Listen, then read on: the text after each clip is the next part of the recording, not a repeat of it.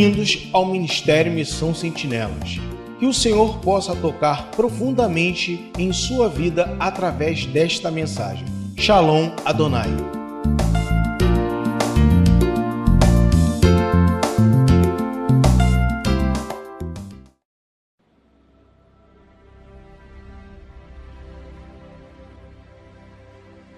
Jonas 4:1.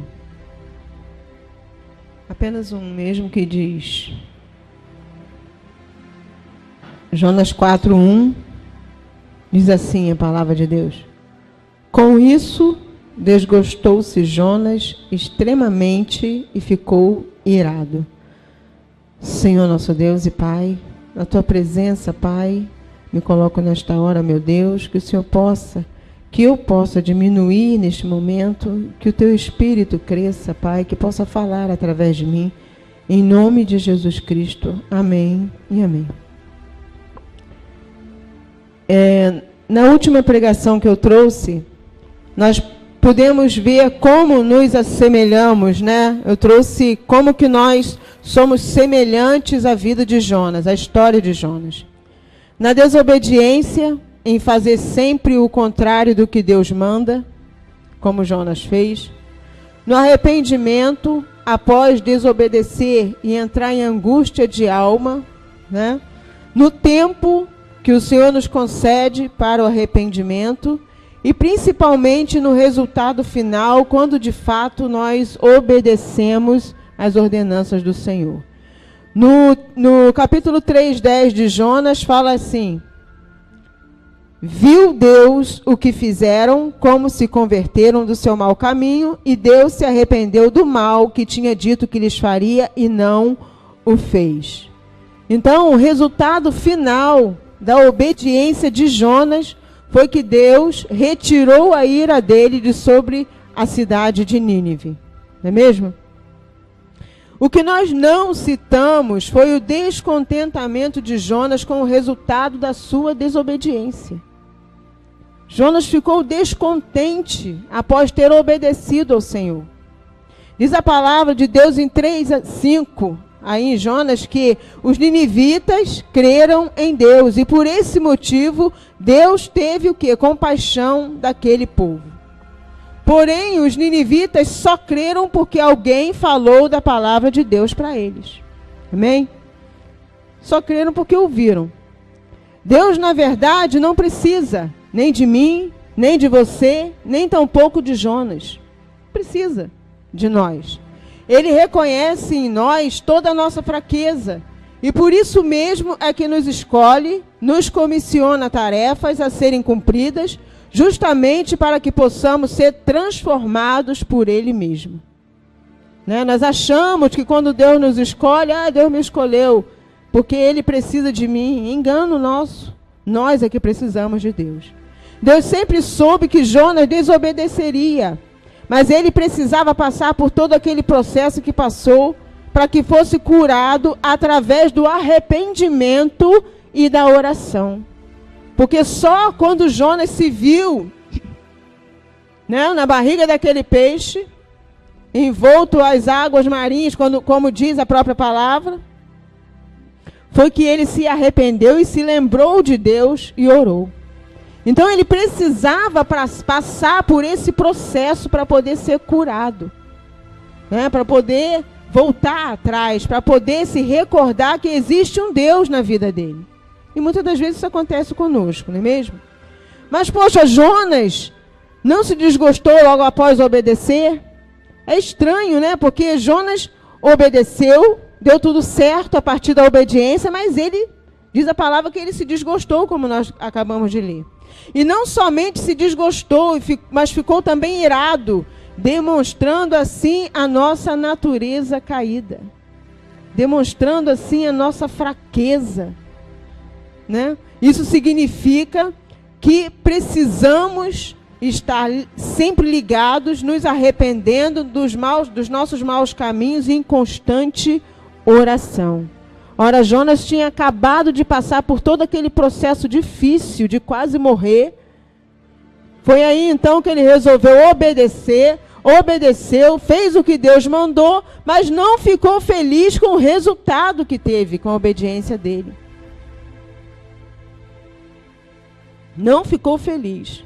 No capítulo 4, versículo 2, fala assim: pois sabia que és Deus clemente e misericordioso, e tardio em irar-se, e grande em benignidade, e que te arrependes do mal. Jonas falou para o Senhor.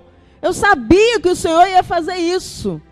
Eu sabia que o Senhor ia ter compaixão daquele povo. Por isso eu disse ainda na minha cidade: para que eu vou para Nínive, para pregar?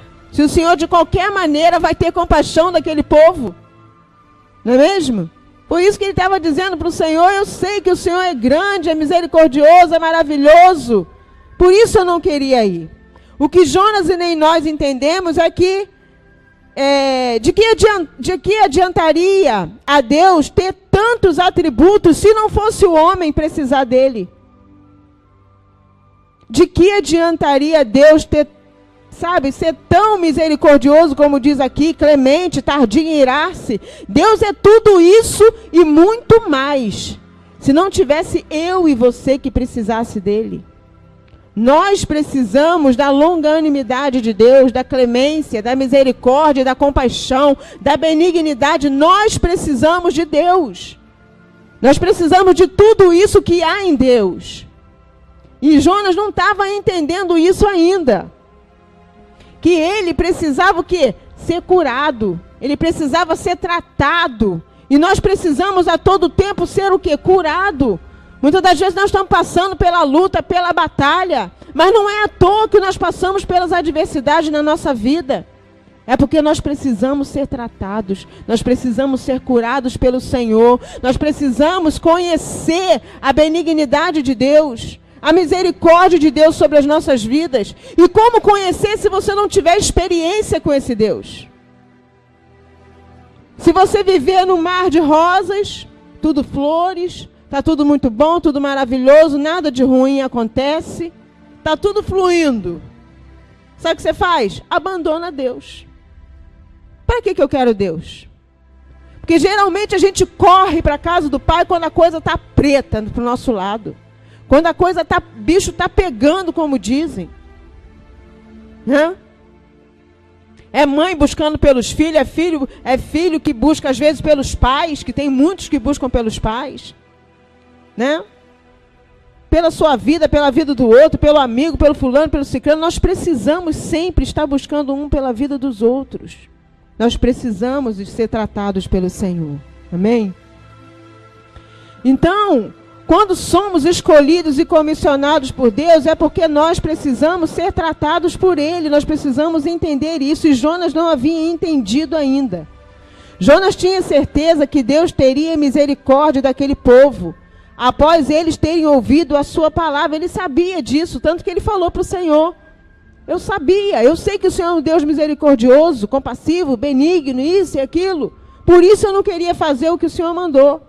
O que ele não entendia é que ele precisava falar da palavra, porque quando nós nos dispomos a fazer aquilo que Deus manda, somos os primeiros a ser tratados por Deus. Seja lá o que você fizer. Seja lá qual seja o seu ministério na casa do Pai.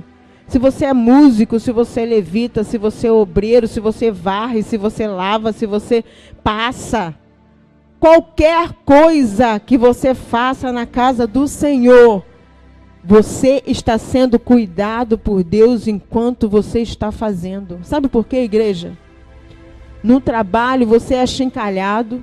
Você é maltratado pelo seu patrão, mas você fica ali submisso o tempo todo, porque no final do mês você recebe o seu salário.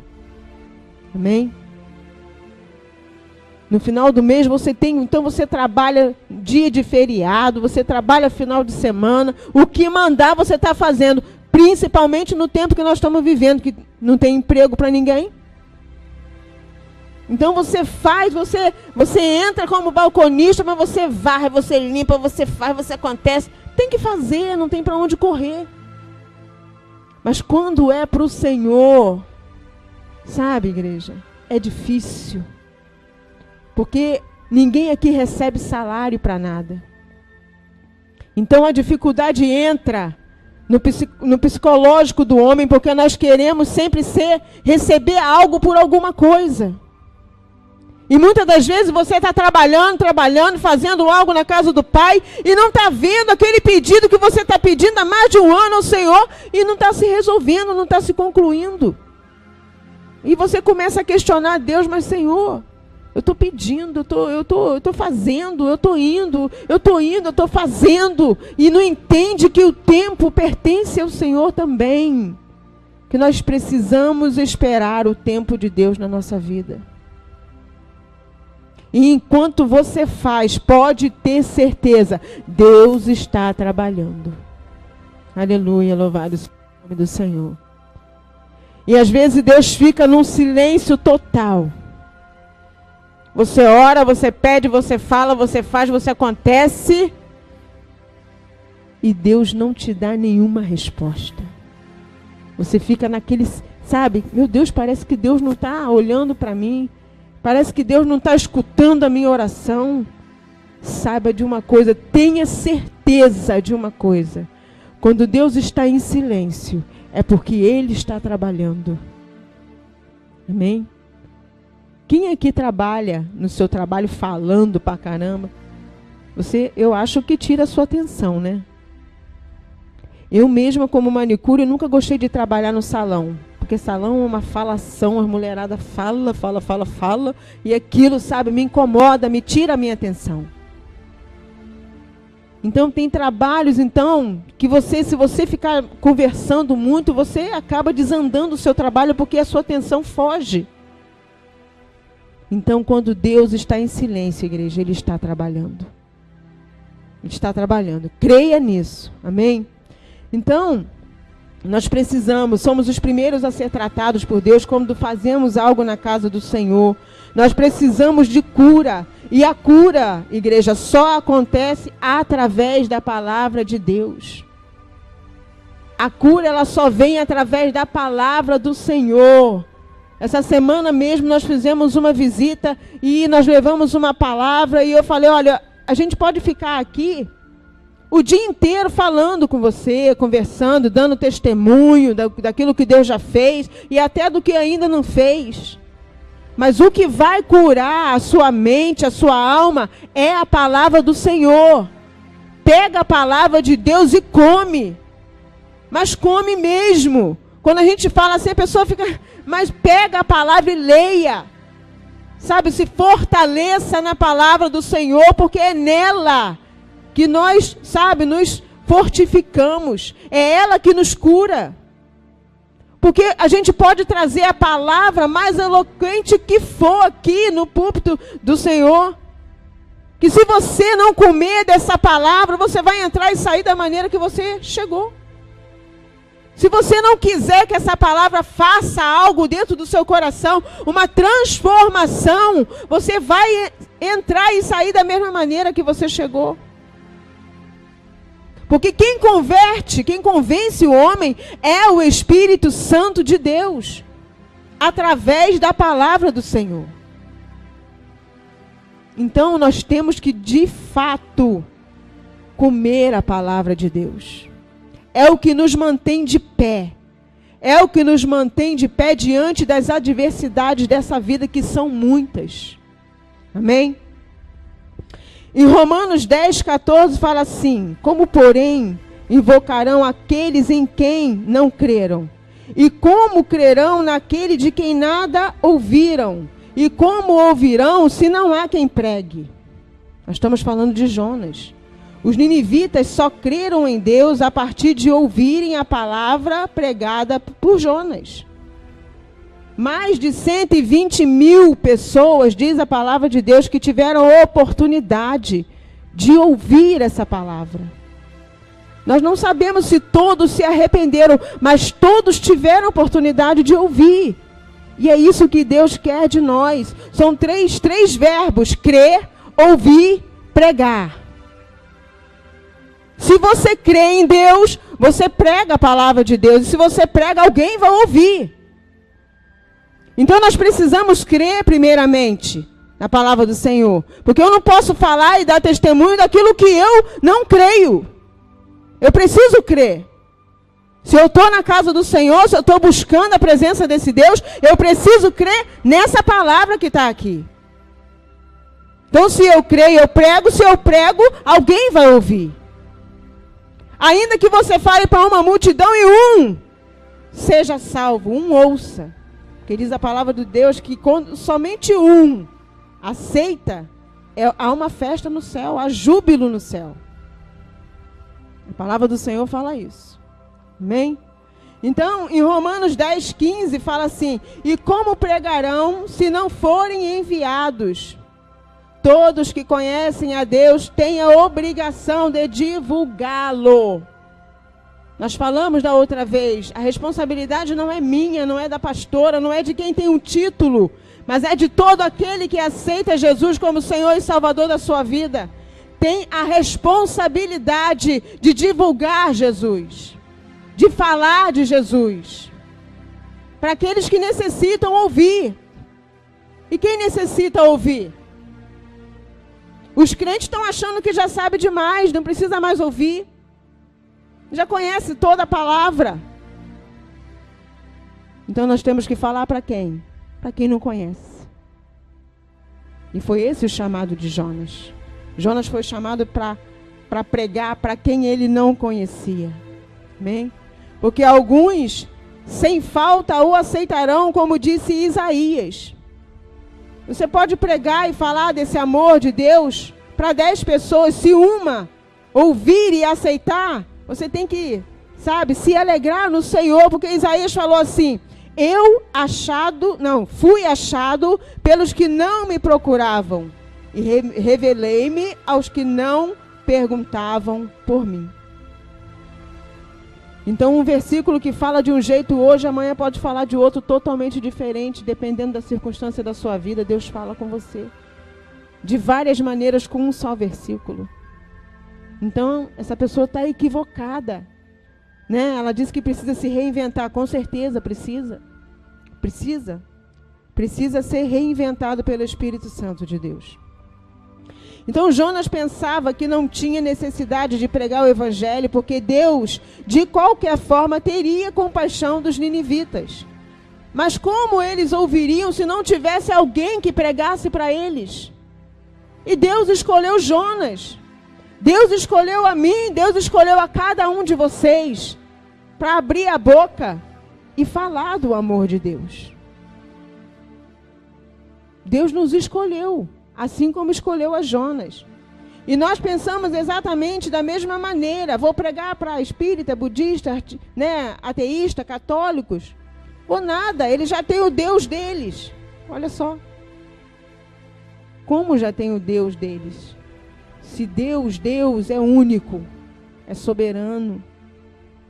Não há outro igual a Ele. É o único Deus. E o pior é nós acharmos que algumas pessoas que vivem bem, que têm uma vida aparentemente boa, vivem numa família que, às vezes tem um salário muito bom, e tem um carro, tem uma boa casa, aquele ali não precisa de Jesus não, está tudo bem com a vida dele. A gente acha isso às vezes.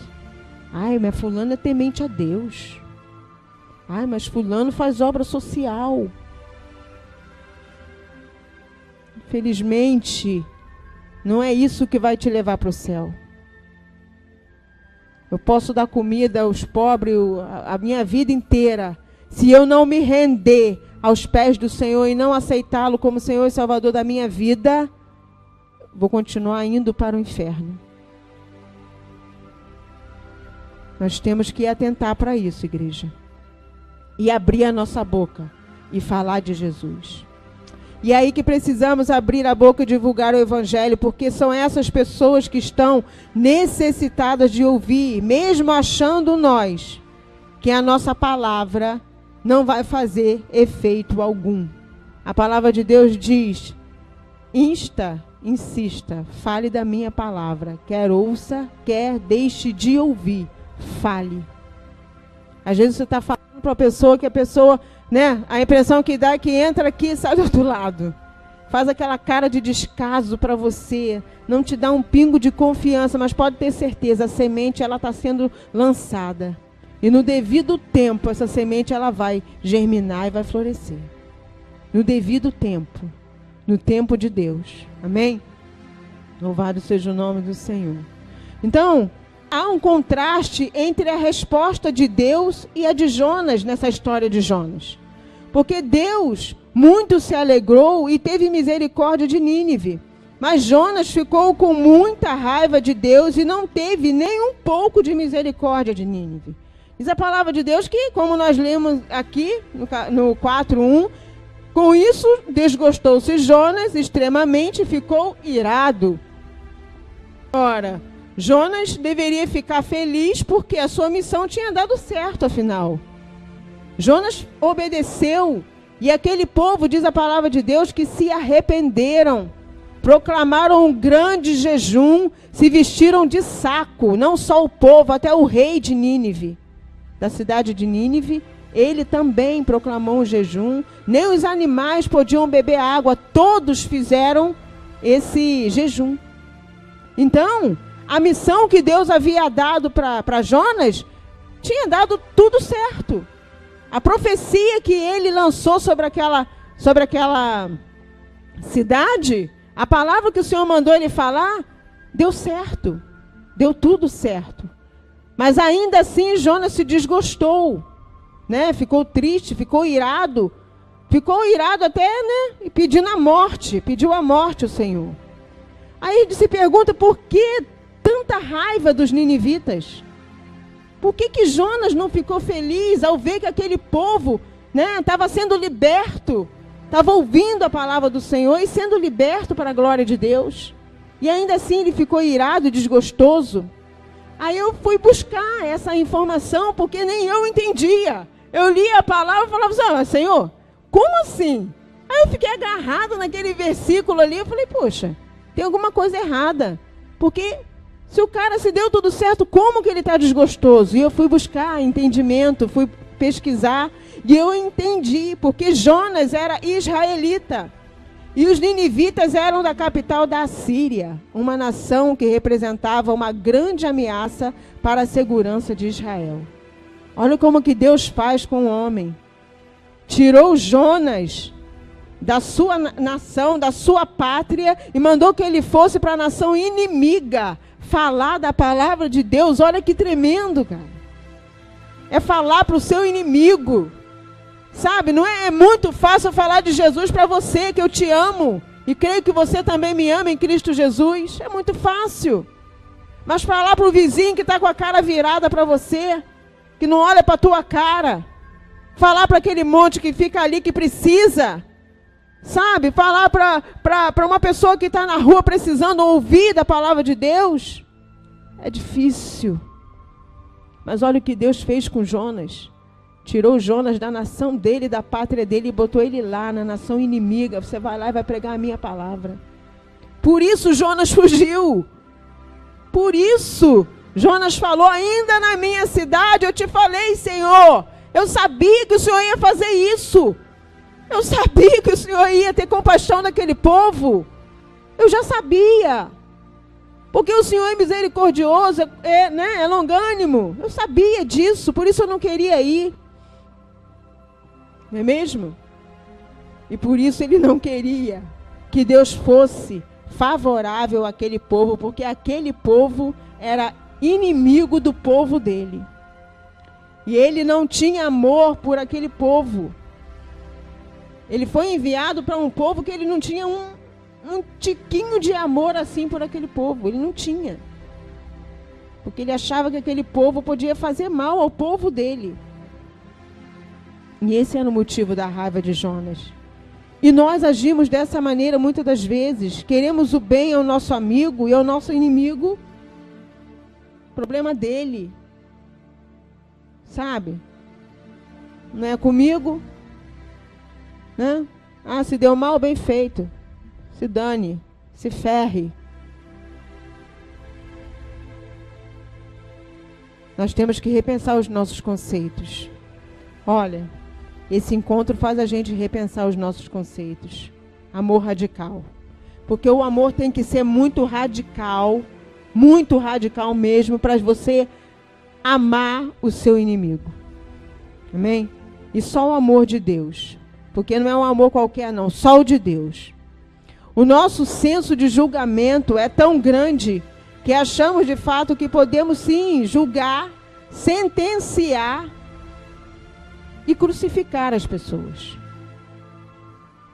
Nós achamos sim. Assim como Jonas achou. Aquele povo não merecia o favor de Deus, porque era inimigo dele.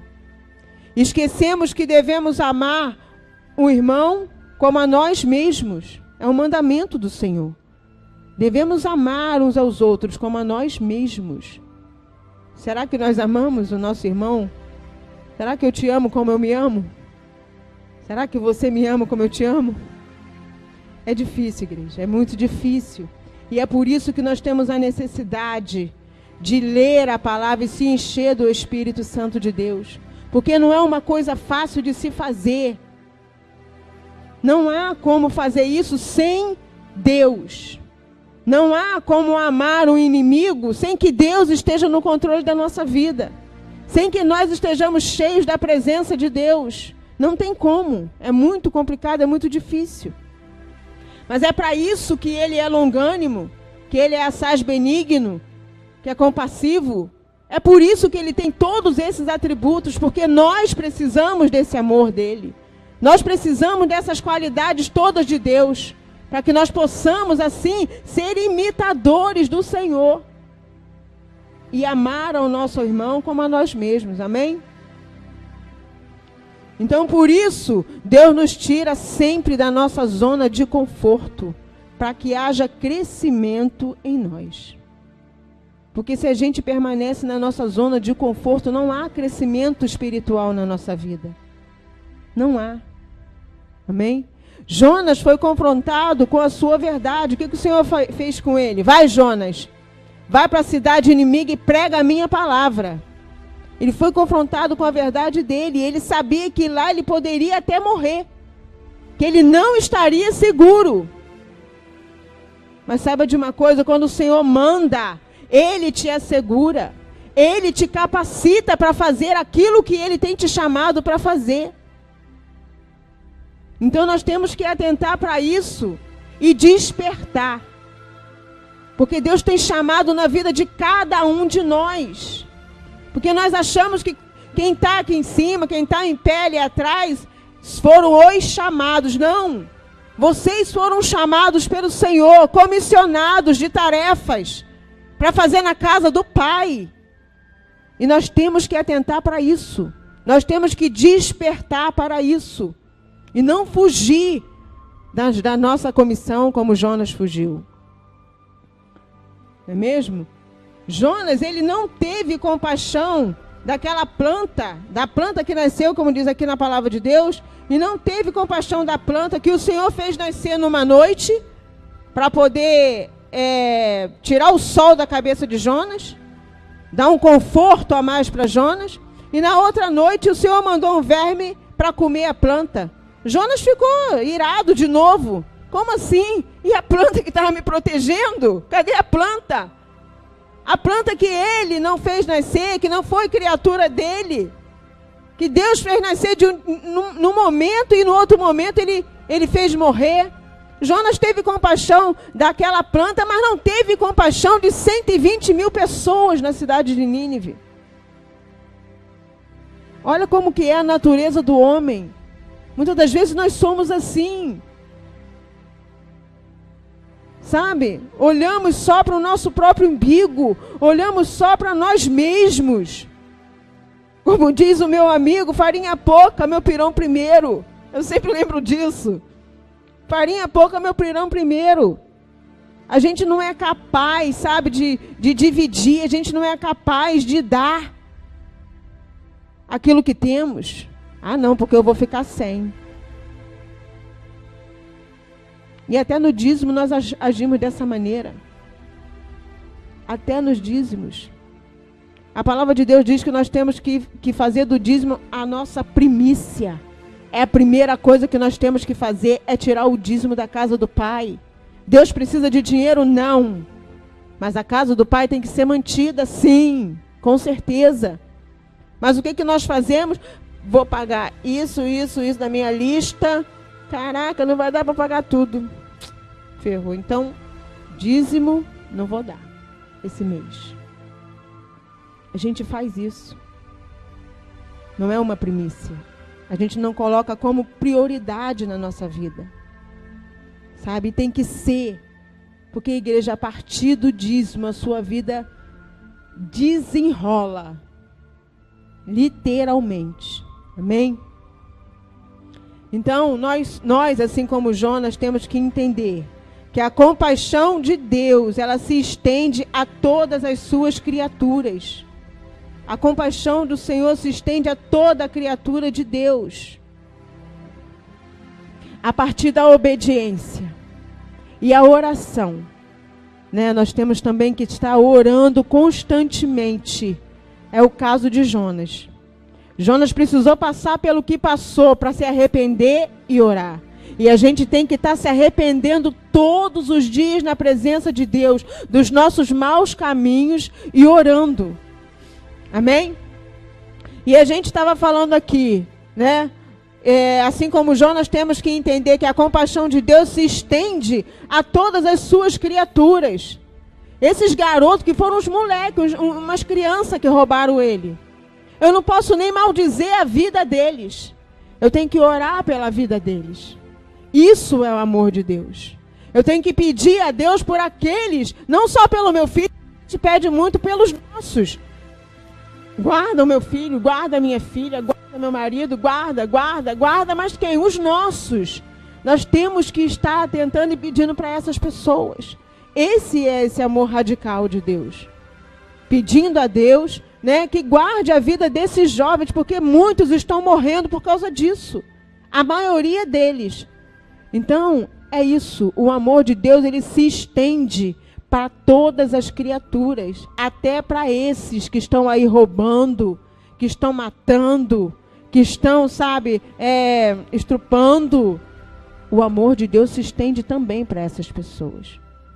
E nós temos que atentar para isso, porque a primeira coisa que vem na gente é aquele senso de justiça, de falar, ai, tomara que isso, tomara que aquilo, tomara... Porque é do homem. Sabe, é por isso que nós temos que estar cheios do Espírito Santo de Deus, porque aí assim a gente não dá lugar à nossa carne, porque a nossa carne quer isso, é olho por olho, dente por dente. Você fez, vai receber, deu um tapa, levou outro, matou, vamos matar um da família dele também, para ele sentir a dor que eu senti, porque é difícil, é muito difícil, e por isso se faz necessário a gente estar cheio da presença de Deus. Amém? Glorificado seja o nome do Senhor. Então, esta igreja, a palavra que o Senhor me deu nesta noite, que você possa meditar na palavra de Jonas, porque Deus tem falado muito comigo com essa passagem. Pode ficar de pé para a gente estar orando. Amém?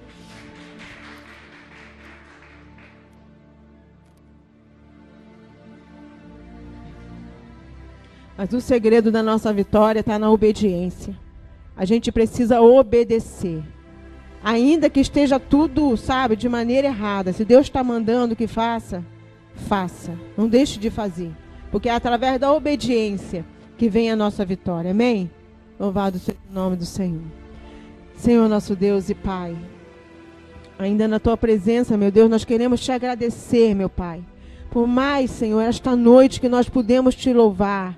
Adorar e bendizer o Teu santo nome, Pai, porque estamos aqui vivos, ainda com fôlego de vida nessa terra, meu Deus. Nós queremos Te agradecer, meu Pai.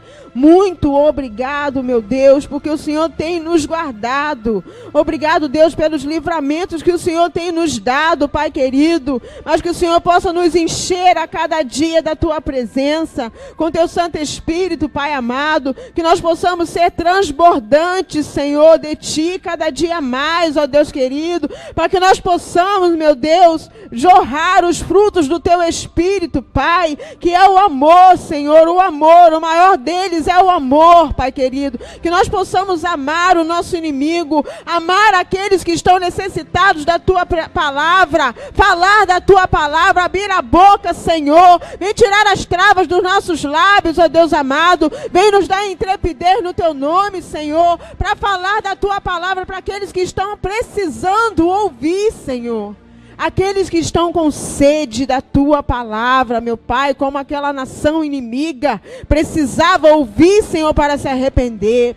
Que o Senhor venha, Senhor, tratar com cada um de nós nesta noite, Pai querido, ainda, Senhor, nesse tempo. Vem cuidar, Senhor, das nossas vidas. Vem tratar, Senhor, dos nossos corações, através da tua palavra, meu Deus. É o que nós pedimos, Senhor, já te agradecemos, Pai amado. Ser com a nossa pastora, meu Deus, que vai vir de lá da estrada do bichinho nesta hora. Meu Deus, guarda a vida dela, Senhor, livra de todos os males dessa terra, traz ela em segurança, Senhor, até o seu lar. Senhor, leva-nos em paz para os nossos lares, cega o inimigo a respeito de cada um de nós, nos dê uma semana abençoada em tua presença, Pai, é o que nós pedimos, Pai, e também já te agradecemos em nome de Jesus Cristo, Pai, amém e amém. Que o Senhor te abençoe e te guarde em nome de Jesus. Amém.